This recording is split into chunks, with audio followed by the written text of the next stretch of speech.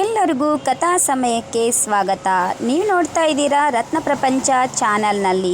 ನಾನು ನಿಮ್ಮ ಸಹೋದರಿ ನಾಗರತ್ನ ಕದರಮ್ಮನವರ್. ಬನ್ನಿ ಒಂದು ನೀತಿ ಕಥೆಯನ್ನು ಕೇಳೋಣ. ಅದಕ್ಕಿಂತ ಮುಂಚಿತವಾಗಿ ಯಾರೆಲ್ಲ ನಮ್ಮ ಚಾನಲ್ನ ವೀಕ್ಷಣೆ ಮಾಡ್ತಾ ಇದ್ದೀರೋ ಈ ಕೂಡಲೇ ಸಬ್ಸ್ಕ್ರೈಬ್ ಆಗಿ ಅಂತ ವಿನಂತಿಯನ್ನು ಮಾಡ್ತೇನೆ. ಈ ಕಥೆ ಇಷ್ಟ ಆದರೆ ಲೈಕ್ ಮಾಡಿ.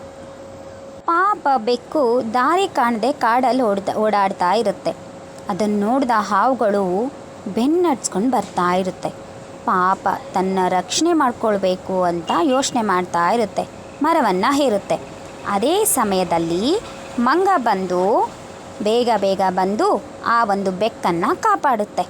ಆ ಬೆಕ್ಕನ್ನು ಕಾಪಾಡಿ ಮನೆಗೆ ಕರ್ಕೊಂಡೋಗುತ್ತೆ. ಆ ಮನೆಗೆ ಕರ್ಕೊಂಡೋದ ನಂತರ ಆ ಒಂದು ಬೆಕ್ಕಿಗೆ ಮಂಗ ನೀರನ್ನು ಕುಡಿಸಿ ಸಂರಕ್ಷಣೆಯನ್ನು ಮಾಡುತ್ತೆ. ಕೊನೆಗೆ ನಿದ್ದೆ ಮಾಡ್ತಾ ಇರಬೇಕಾದ್ರೆ ಒಂದು ಕನಸು ಬೀಳುತ್ತೆ. ಯಾವುದೋ ಒಂದು ದುಷ್ಟ ಹುಳು ಜನರನ್ನು ಕಾಡ್ತಾ ಇದೆ ಅಂತ. ಆಗ ಅಲ್ಲಿಗೆ ಹೋಗುತ್ತೆ ಮಂಗ ಬೆಕ್ಕನ್ನು ಕರ್ಕೊಂಡು ಅಲ್ಲಿ ಹೋದ ನಂತರ ಅಲ್ಲಿ ದುಷ್ಟ ಹುಳು ಏನು ಮಾಡ್ತಾ ಇರುತ್ತೆ, ಜನರನ್ನೆಲ್ಲ ತಿಂತಾ ಇರುತ್ತೆ. ಆ ತಿಂತ ಮಂಗವನ್ನು ಕೂಡ ತಿಂದ್ಬಿಡುತ್ತೆ. ಪಾಪ ಬೆಕ್ಕಿಗೆ ಬೇಜಾರಾಗುತ್ತೆ. ಓಡೋಡಿ ಹೋಗಿ ಅಲ್ಲಿ ಮಂತ್ರದ ನೀರಿರುತ್ತೆ. ಆ ನೀರನ್ನು ಒಬ್ಬ ಮಹಿಳೆ ಕೊಡ್ತಾಳೆ. ಅದನ್ನು ಕುಡಿದ ತಕ್ಷಣವೇ ಬೆಕ್ಕು ತುಂಬ ಸ್ಟ್ರಾಂಗ್ ಬೆಕ್ಕಾಗ್ಬಿಡುತ್ತೆ. ಶಕ್ತಿ ತುಂಬ ಬಂದುಬಿಡುತ್ತೆ.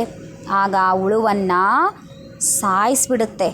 ಸಾಯಿಸಿದ ನಂತರ ಮತ್ತೆ ಆ ಹುಳು ಜೊತೆಗೆ ಯುದ್ಧ ಮಾಡಿ ಸಾಯಿಸಿ ಆ ಹುಳುವನ್ನು ಬಿಸಾಕುತ್ತೆ. ಮಂಗವನ್ನು ಮತ್ತೆ ಪಡ್ಕೊಳ್ಳುತ್ತೆ. ಖುಷಿಯಾಗಿರ್ತವೆ ಎರಡು. ಈ ಕಥೆಯಿಂದ ಏನು ತಿಳ್ಕೊಳ್ಬೋದು ಅಂದರೆ, ನಾವು ಕಷ್ಟದಲ್ಲಿದ್ದಾಗ ಯಾರಾದರೂ ನಮಗೆ ಸಹಾಯವನ್ನು ಮಾಡಿದಾಗ, ಅವರು ಯಾವತ್ತಾದರೂ ಕಷ್ಟದಲ್ಲಿದ್ದಾಗ ನಾವು ಕೂಡ ಅವರಿಗೆ ಸಹಾಯವನ್ನು ಮಾಡಬೇಕು. ನಮಗೆ ಮಾಡಿದಂಥ ಸಹಾಯವನ್ನು ನಾವು ಯಾವತ್ತೂ ಮರಿಬಾರ್ದೆನ್ನುವಂತಹ ಒಂದು ನೀತಿಯನ್ನು ಈ ಕಥೆಯಿಂದ ನಾವು ತಿಳ್ಕೊಳ್ಬೋದು. ಕೇಳಿದ್ರಲ್ವಾ ಕಥೆಯನ್ನು? ನಿಮಗೆ ಇಷ್ಟ ಆಗಿದ್ದರೆ ದಯವಿಟ್ಟು ಈ ಒಂದು ಕತೆ ನಿಮಗೆ ತುಂಬ ಇಷ್ಟ ಆಗಿದೆ ದಯವಿಟ್ಟು ಲೈಕ್ ಮಾಡಿ. ಯಾರೆಲ್ಲ ನಮ್ಮ ಚಾನಲ್ನ ಸಬ್ಸ್ಕ್ರೈಬ್ ಆಗದೆ ವೀಕ್ಷಣೆ ಮಾಡ್ತಾ ಇದ್ದೀರೋ ಈ ಕೂಡಲೇ ಸಬ್ಸ್ಕ್ರೈಬ್ ಆಗಿ. ನಾನು ನಿಮ್ಮ ಸಹೋದರಿ ನಾಗರತ್ನ ಕದರಮ್ಮನವರ್.